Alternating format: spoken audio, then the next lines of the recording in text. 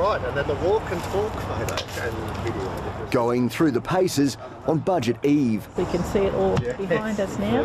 Well, the bulk of land release over the next 5 years will come in Longaloo Valley. The government promising land for 26,000 homes, most of them units, to accommodate 48,000 extra Canberrans by 2030. We're seeing not only land being released over the next 5 years for single detached homes, but more missing middle homes, some of which will be detached, some of which will be part of unit title developments. The government expects the private sector will also ramp up to provide 9,000 more homes to the mix by the end of the decade.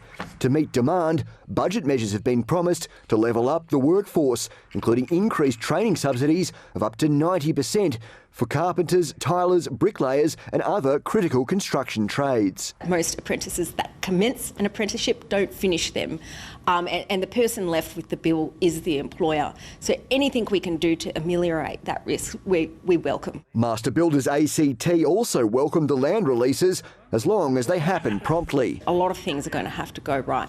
The missing middle reform will have to go through. Interest rates and inflation will have to remain in target.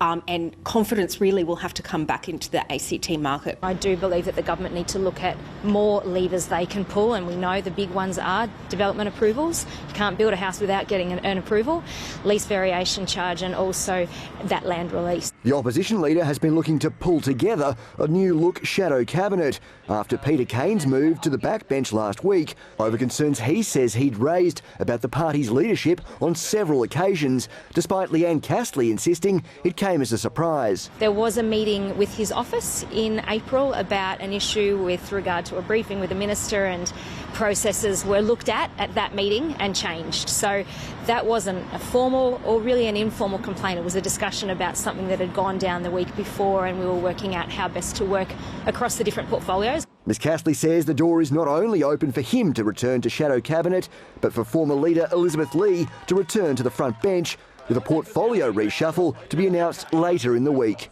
Harry Frost, ABC News, Canberra.